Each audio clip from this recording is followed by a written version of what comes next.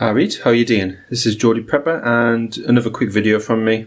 I'm continuing to go through and check my preps, as I pretty much do more often these days. I mean, I was very slacking on it. I got in some nice motivation at the minute and I'm basically just going through everything. At the minute, checking my torches, going through recharging my batteries, making sure that the batteries are all intact. If you are going to use a solution which uses rechargeable batteries or single-use only batteries, then you need to make sure what the extent of the lifetime is in the torch that you've got. So, for instance, if you're using a wind-up or rechargeable torch, then like the Geordie Hurricane over there, then obviously you need to know, how much light can you get out of it.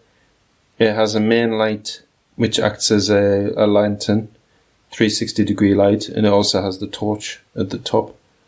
How much use can you get out of it? The battery inside is only 300 milliamp hours, which doesn't really sound a lot, but I've found that using the main light as a torch and then bouncing it off a ceiling gives a really decent amount of light for many days. It'll give you a moonlight type of lighting, which in a bugging situation you want, because you don't want people to notice that you've got lighting.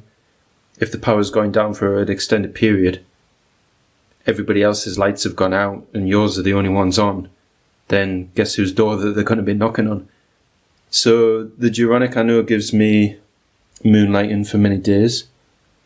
The TQ35 there, Phoenix, that one is a really good torch.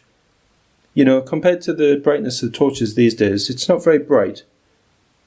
I think the maximum on turbo is 720, 800 lumens, but that torch is a tank basically. The Loft-Tech here, which was originally reviewed by the Urban Prepper, that's how I came across it. That's a fine torch. It stands so you can bounce it off the ceiling.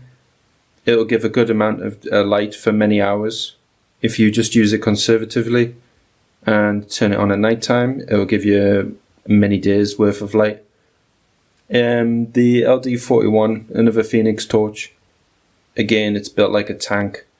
It's not the brightest of torches compared to torches these days, but you don't always need brightness. This one on turbo, I think, goes up to 560 lumens, which doesn't sound much compared to today's torches, but in a small room, small environment, a bugging location, it's completely fine.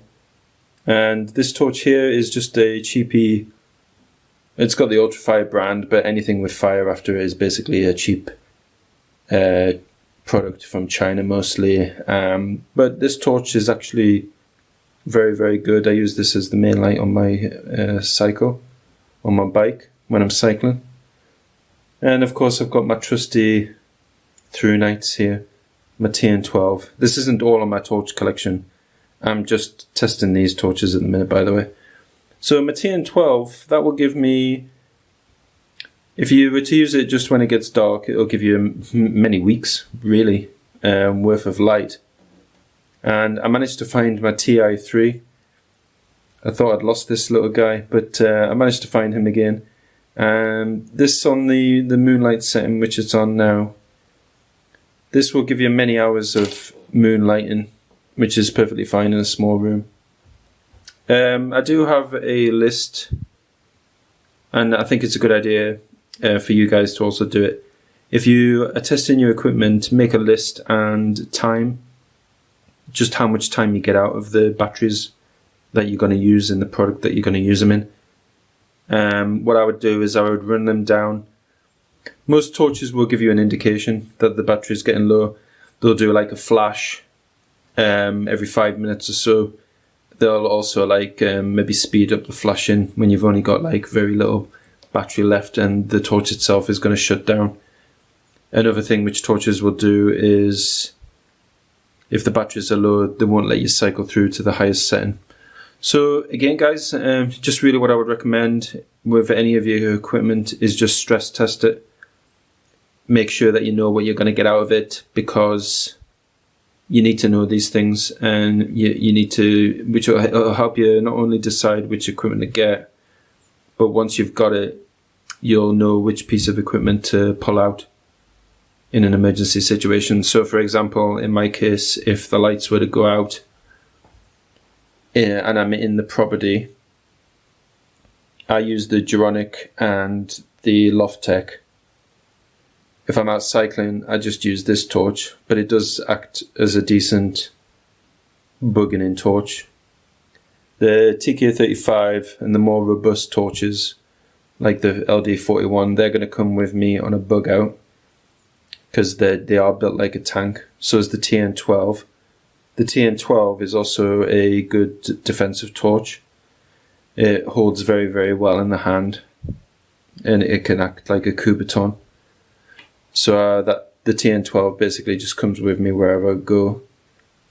If I just want something to dot around a property, which is like if you're taking shelter, if you're taking people into your property and they're unfamiliar with the property, you're probably going to need to use more lighting just so that they don't have any accidents or create any noise bumping into things. So for that sort of situation, I would just put like small torches like the TI3 around.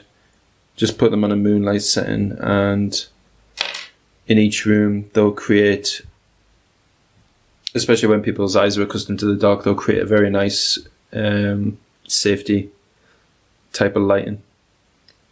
So that's it, guys. As always, be safe, be prepared, check your preps, and just know your gear and know yourself.